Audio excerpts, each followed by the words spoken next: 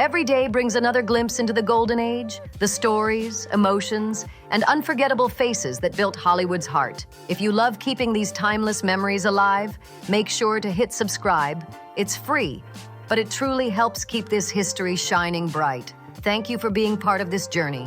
Now let's dive in. Carol Burnett, the woman America couldn't help but love for her warmth, charm, and unstoppable humor. For decades, she stood as Hollywood's beacon of kindness and wit, the queen of grace who made laughter an art form. But even legends have their limits. Now in her 90s, Carol turned heads everywhere when she sat down with Rolling Stone and spoke with rare honesty about the people who once tested her spirit, the men she simply couldn't stand. These weren't just random names. They were major figures who had shaped her world. From big studio offices to the bright lights of live television, some betrayed her trust with lies and manipulation, while others tried to edge her out of shows she helped make legendary, even Saturday Night Live. And then came the moment that changed everything. A younger comedian who crossed a serious line, mocking her in a cruel sketch that went too far.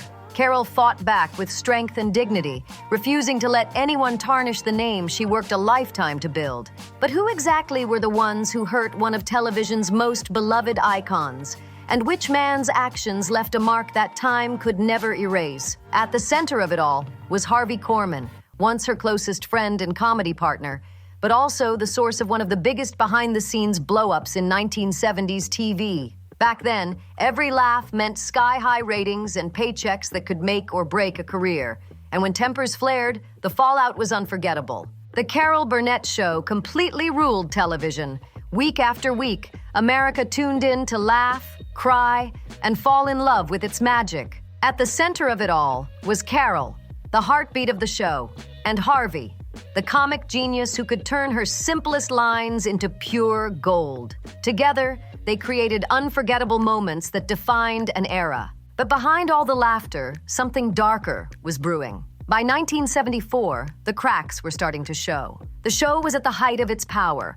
4 Emmy Awards, sky-high ratings, and another 3-year deal with CBS. Yet tension had quietly taken hold. Legendary designer Bob Mackie later revealed that Harvey had become distant and cold, snapping at people and even avoiding Carol backstage. The crew felt it. The chemistry that once felt effortless was starting to fade. Some whispered that Harvey was struggling with Carol's growing fame, that the spotlight that once felt shared was now tilting toward her. And then came the moment when it all exploded. During a rehearsal at Studio 33 in Los Angeles with guest star Petula Clark, one tiny mistake turned into a meltdown no one forgot. A lighting error left Harvey's face in shadow mid-scene. He stopped cold, threw his script to the ground, and yelled, "After all these years, can't anyone get it right?" The entire room froze. Director Dave Powers rushed in, trying to calm the storm, but Harvey didn't stop, even taking a swipe at Carol for not noticing what had happened. That was the last straw. Carol, always calm and gracious, stood up, walked onto the stage, and with a voice that left no room for doubt, said firmly, "Harvey, I've had enough. If you can't respect everyone here, you don't need to be here." The silence that followed was deafening, and everyone knew the show would never be the same again. You could have heard a pin drop that day. The whole room froze. Bob Mackie later joked that even the microphones seemed to stop buzzing. Harvey stood there for a second, eyes locked on Carol, then quietly turned and walked off set. No one followed. The silence hung heavy in the air. One cameraman remembered seeing Carol sitting alone afterward, staring at Harvey's empty chair and softly saying, "I didn't want it to end like this." But he went too far. It was heartbreaking to watch. Just hours later, the Los Angeles Herald-Examiner splashed the headline across the front page. Harvey Korman leaves the Carol Burnett Show during rehearsal. CBS said nothing, but Hollywood had plenty to say. Rumors spread like wildfire. Some whispered that Carol had finally reached her breaking point, that months of tension had finally boiled over. Vicki Lawrence, Carol's closest friend, tried calling Harvey, but he never picked up. Carol, meanwhile, stayed professional. She kept filming as usual, never once mentioning his name on set. Crew members said she looked calm, but you could see the exhaustion behind her smile. Then, a few days later, the phone rang at CBS. It was Harvey. His voice shook as he told the assistant, "I need to talk to Carol." When she finally picked up, he admitted softly, "I was wrong. I want to come back. The next morning, Harvey walked into the production meeting. The entire room froze once again. Without hesitation, he apologized to the crew, then turned to Carol and said, "I forgot why I started." Carol smiled, walked toward him, and gave him a warm hug. The whole studio erupted in applause. It was a powerful moment of forgiveness, but those who were there said something had changed forever. Harvey stayed with the show until 1977 before leaving quietly. Carol, always the picture of grace, remained kind and respectful, but their friendship never fully healed. Years later, in a 1983 Entertainment Tonight interview, when asked about Harvey, Carol smiled and said, "Harvey made me laugh more than anyone and gave me the biggest headaches." That unforgettable confrontation, now known as the Studio 33 blowup, went down in CBS history as one of television's most dramatic behind-the-scenes moments. It proved that even in comedy, egos can collide and kindness has its limits. But it also showed Carol's strength. After that day, she became sharper, more focused, and even more determined to protect the legacy she built. The day laughter turned to silence would stay with her forever, and it changed the way she led her show from that moment on. She grew sharper, tougher, truly unstoppable. But behind the laughter and flashing lights of the Carol Burnett show, Carol's personal life was quietly unraveling. The marriage that once made her Hollywood sweetheart was beginning to fall apart. Carol Burnett and her husband, Joe Hamilton, had once seemed like the perfect pair, a balance of creativity and control that made them unstoppable in the industry. Their story began in 1960, when Carol was still an up-and-coming comedian on The Garry Moore Show. Joe, already an established producer 10 years her senior, had earned his reputation through hits like The Steve Allen Show and The Colgate Comedy Hour. They met during a CBS taping in New York, and Carol later said he looked at her in a way that made her feel truly seen. The connection was instant. 3 years later, they tied the knot in a quiet California ceremony surrounded by close friends and colleagues. By 1967, when The Carol Burnett Show first hit the air, Joe had become more than just her husband. He was her producer, mentor, and creative partner, steering one of television's biggest success stories. Together, they ruled Hollywood's golden age. But even the strongest bond can strain under pressure. Costume designer Bob Mackie once said that around 1975, Joe began taking more control behind the scenes. He wanted final approval over guest lists, scripts, even before Carol saw them. One day, he pushed to cut emotional storylines, insisting the show should stick strictly to comedy. Carol stood her ground. She believed audiences needed both heart and humor to truly connect, and she refused to compromise. That's when the tension deepened. Over time, Joe grew distant, buried in new projects, and less present at home. Soon, whispers began floating through the CBS lot. In August 1979, TV Guide hinted that a veteran producer had grown close to someone in a Los Angeles editing suite. No names were mentioned, but everyone on the lot could read between the lines. Crew members often spotted Joe at the Show House restaurant near the studio, always with the same young CBS editor. Carol didn't confront him immediately, but according to her friend Vicki Lawrence, she eventually broke down one night after overhearing the gossip. It shattered her. Then came the moment that truly changed everything. In 1982, while reviewing contract files, Carol's lawyer uncovered something shocking. Joe had quietly launched a company called Hamilton Productions in Beverly Hills, and he had registered spin-off projects from The Carol Burnett Show under his own name. One of those projects?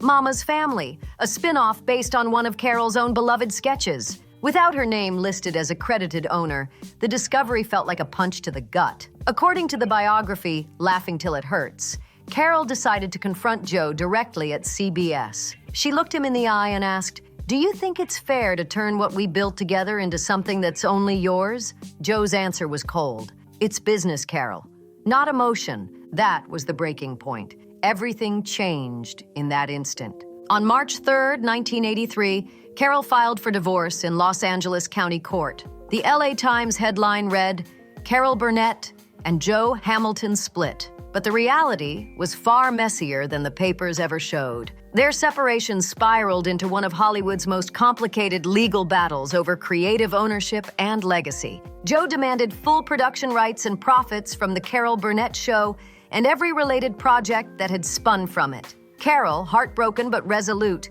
refused to surrender the empire they had built together. The court fight dragged on for nearly a year, with reporters from People, Variety, and USA Today camping outside the courthouse daily, eager for any detail. Carol, ever the professional, stayed calm and graceful through it all, greeting photographers with a soft smile even on her hardest days. Joe, by contrast, looked exhausted and defeated as the months went on. Finally, in June 1984, the court delivered its decision. Carol would retain the rights to the show's name and half of its earnings. Joe was awarded 40% of the syndication profits. When asked afterward how she felt about the verdict, Carol smiled and said, "We were the best team until he forgot I was more than a partner."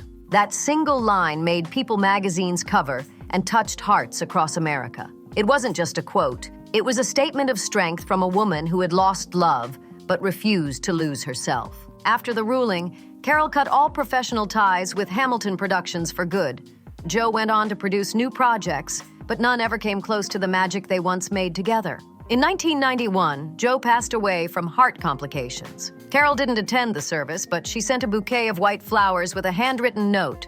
Quiet, elegant, and final, just like her. "I wish you peace, Joe." That's all her note said. Short, honest, and filled with everything she didn't need to explain. Years later, during an interview at the Paley Center for Media, Carol reflected quietly, "Joe taught me that in this business, love isn't enough. You also need trust." Those words carried the weight of experience. But just when it seemed her storms had settled, another one rolled in. And this time, it came from one of Hollywood's most legendary names. The third man on Carol's list wasn't a producer or co-star. It was none other than Marlon Brando. Some Hollywood tales sound too wild to believe until they turn out to be true. And this one stunned everyone. It was a quiet July night in 1972. Los Angeles slept under soft canyon lights while Carol was at home in Coldwater Canyon, resting with her two daughters. Around 3 a.m., the phone rang. Her housekeeper, thinking it was a studio emergency, hurried to wake her. Half asleep, Carol picked up and froze. A deep, unmistakable voice said, "Carol, it's Marlon Brando." At first, she thought it was a prank. But when he mentioned watching a rerun of the Carol Burnett show on CBS, she realized it was really him. Trying to stay polite, she thanked him for calling, expecting the chat to end quickly. But it didn't. They talked for over half an hour about acting, Hollywood, and how television needs more women like you. Brando's famously husky voice grew softer, slower, and suddenly it didn't feel like a casual call anymore. It was crossing into personal territory. Carol later recalled that moment, saying she realized she was speaking to the real Marlon Brando, charming, magnetic, sharp, but with an undertone that felt off. When his compliments turned too personal, she drew the line gracefully but firmly. "Mr. Brando," she said, "I appreciate your kind words, but it's very late, and I have an early call tomorrow." Then she hung up. She assumed that was that. But by sunrise, Hollywood was buzzing. The Hollywood Reporter ran the headline, "Marlon Brando calls Carol Burnett at 3 a.m." The LA Herald Examiner followed up with, "Brando finds inspiration in CBS's Comedy Queen." Gossip columnists Luella Parsons and Rona Barrett went wild, claiming the call lasted over an hour and that Brando sounded completely captivated. CBS quickly released a statement calling it a personal, harmless exchange, but Carol was furious. She told her PR team to shut down the rumors immediately, but it was too late. The story spread like wildfire across every major paper and studio lot. One insider even claimed Brando tried calling again days later, but that time, Carol didn't answer. According to Vicki Lawrence, Carol felt humiliated and angry, worried the gossip would twist her reputation. Over lunch at Musso and Frank Grill, she vented to her friend, "He crossed the line. I can't believe someone like Marlon Brando thinks a late-night call is acceptable." From that night on, she froze him out completely. She refused to attend the same events, avoided all mutual invitations, and made sure their paths never crossed again. At the 1974 AFI Awards, when Brando suddenly appeared on the red carpet, Carol turned away instantly. Reporters called it coincidence, but insiders knew better. After that, her PR team even added a private note to her schedule. "Do not attend events with Brando." A former CBS staffer later confirmed in Hollywood Inside Out that Carol quietly kept that rule for years, never crossing paths with Marlon Brando again. Brando himself never spoke publicly about the situation, though friends claimed he once brushed it off, saying, "Carol takes things too seriously. It was just a conversation." That smug remark only made things worse. To many, it revealed the arrogance people had long suspected. For Carol, it was never about gossip or pride. It was about respect. That late-night call became a turning point for her.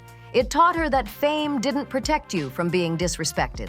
It just made the disrespect louder. From then on, she became more private, more selective, and much more guarded. One crew member recalled, "After that night, Carol never answered phone calls after midnight, not even from CBS. But just when she thought she had seen it all, Hollywood threw her another curveball, this time in front of hundreds of her peers. And the man behind it?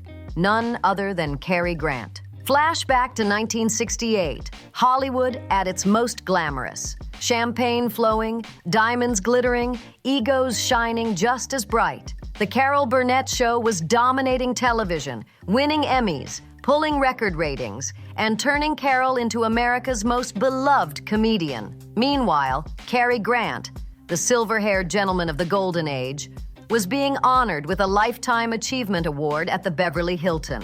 Two icons, two generations. They were supposed to share a warm, elegant moment. But what happened instead became one of Hollywood's coldest encounters ever. The ballroom sparkled with legends: Lucille Ball, Gregory Peck, Elizabeth Taylor, Jack Lemmon, all gathered under the golden chandeliers. Carol arrived in a breathtaking red gown by Bob Mackie, glowing with confidence and grace. After the ceremony, she walked toward Cary's table, champagne glass in hand, ready to offer her congratulations. But something shifted in the air. Film critic Roger Ebert, who was there that night, later wrote that the atmosphere changed instantly as Carol approached. A director seated beside Cary tried to lighten the mood, saying, "Have you seen Carol's show? The whole country loves it." Cary smirked, his tone smooth but sharp as glass. "Oh, that show," he said. "The one where she waves her arms, makes faces, and overacts? I don't understand why people enjoy that sort of thing." The room fell dead silent. A few uneasy laughs broke out, but no one missed the sting. Carol didn't flinch. She looked him straight in the eye and with calm precision replied, "Maybe people prefer laughing with real folks rather than with perfection." Every jaw at the table dropped. Cary forced a stiff smile, but the damage was done. Within 48 hours, the Los Angeles Times ran the headline, "Cary Grant and Carol Burnett, a frosty encounter at the Beverly Hilton." The piece was short but sharp, hinting that Grant had mocked Carol's natural, down-to-earth style of comedy. Hollywood couldn't stop talking. Some rushed to defend Grant, claiming he was just joking, but fans weren't buying it, especially women who adored Carol's honesty and warmth. CBS quickly released a statement saying, "Carol Burnett represents humor that is humane and intelligent, laughter born from empathy, not foolishness." It was polite, but clear. Everyone knew exactly who that was aimed at. Carol stayed silent publicly, choosing dignity over drama. But Cary didn't help his case. In an interview with Variety's Art Silverman, he doubled down, saying, "I prefer a more refined humor." That single line turned an awkward dinner into one of the biggest Hollywood feuds of the decade. And it proved that even legends could be humbled by Carol Burnett's grace under pressure. Some people in Hollywood just couldn't handle Carol Burnett's success. Cary Grant's comments about comedy losing its elegance were only the beginning. He never said her name outright, but everyone knew who he meant. The tabloids went wild, claiming he told Carol she'd made comedy less classy, though it was never confirmed. Still, the rumor spread like wildfire and fans were furious. CBS reported that viewer letters doubled in November 1968, most filled with messages of support for Carol. But she stayed silent, refusing to feed the drama. Instead, she poured her energy into her work. And that season, The Carol Burnett Show reached its highest ratings ever. She even invited her close friend Lucille Ball to co-star in a special episode. And Lucille later revealed that Carol had told her, "The best response is when they turn on the TV and still see us smiling." That moment stuck with her. A year later, Paramount offered Carol a co-starring role alongside Cary Grant in a 1970 musical. She politely declined, citing scheduling conflicts. But a friend later admitted Carol had said privately, "I won't work with someone who looks down on women's laughter." Grant never apologized or mentioned the encounter again. Though, in Cary Grant, A Class Apart, author Graham McCann wrote that Grant once admitted, "Carol is such a smart, strong woman. She made me feel uneasy." Ironically, his disdain only fueled her fire. Carol went on to portray everyday women, housewives, seamstresses, waitresses, characters with real hearts and humor. Within 3 years, she won 3 consecutive Emmys, and The Carol Burnett Show was crowned one of TV Guide's greatest American programs ever made. From that chapter, Carol learned one unforgettable truth: no need to argue when success can speak for itself. Yet as her fame soared, her success seemed to unsettle a few powerful men in the industry, one of them being Lorne Michaels. For decades, fans have questioned why Saturday Night Live never invited Carol Burnett, the woman who paved the way for female-led sketch comedy, to host even once. Let's rewind to 1975, when SNL premiered live from Studio 8H at Rockefeller Plaza. At that time, The Carol Burnett Show was in its 8th season and still topping national ratings. Carol represented heartfelt, character-driven humor, while Michaels was building a brand of edgy, satirical comedy. Critics, including Harriet Van Horn of the New York Post, even suggested that Burnett should host SNL to bridge 2 generations of comedy.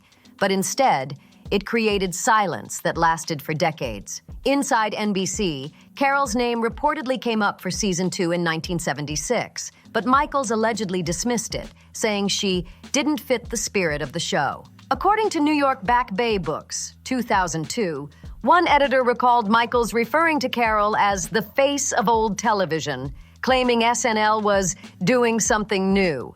That one comment fueled years of whispers and resentment. By 1981, Washington Post journalist Tom Shales wrote that Carol had expressed interest in hosting multiple times, but never received an invitation. Fans were outraged. Hundreds wrote letters to NBC demanding an explanation. A week later, NBC released a short statement. Guest hosts are chosen based on each season's content and tone. Few believed it. Carol never complained publicly, but insiders said she quietly felt dismissed. During a late 1980s Larry King Live appearance, she smiled softly and said, "Maybe I'm just not edgy enough for them." People who worked with Michaels described him as fiercely protective of SNL's identity, young, rebellious, ironic, the exact opposite of Burnett's warm, human comedy. A former Rolling Stone editor even recalled Michaels rejecting a sponsor's idea to feature Carol in the show's 10th anniversary special, saying, "We respect her, but that's not our kind of comedy." That remark locked the distance in place. Their relationship stayed frosty for decades. In 1991, at a Television Academy event in Los Angeles, both Carol and Michaels were scheduled to speak. Journalist Bill Carter from the New York Times reported that the audience gave Carol a roaring standing ovation. Minutes later, Michaels took the stage, and Carol stayed seated, smiling faintly with her eyes fixed on the camera. The clip aired on Entertainment Tonight and was dubbed the coldest look in Hollywood. The story might have faded until 2023, when NBC produced Carol Burnett, 90 years of laughter and love to honor her legendary career. During an interview, a journalist asked if she regretted never hosting SNL. Carol smiled sweetly and said, "I guess they didn't need me, but I didn't need them either." That one line shattered 50 years of silence. Within 24 hours, the #sign Invite Carol to SNL went viral, with thousands demanding NBC finally make things right. Later, at a Paley Center for Media panel, Carol reflected, "Some people don't realize kindness has its own kind of power." After that, she began stepping back from modern television, protecting the legacy she had built, timeless, unshakable, and full of heart. Yet fate still had one more twist in store, a long-awaited collaboration that would bring both joy and heartbreak to one of Hollywood's most enduring icons. If you felt inspired by Carol's story, drop your thoughts in the comments below. Hit that like button, and don't forget to subscribe for more unforgettable Hollywood stories. See you on the next one.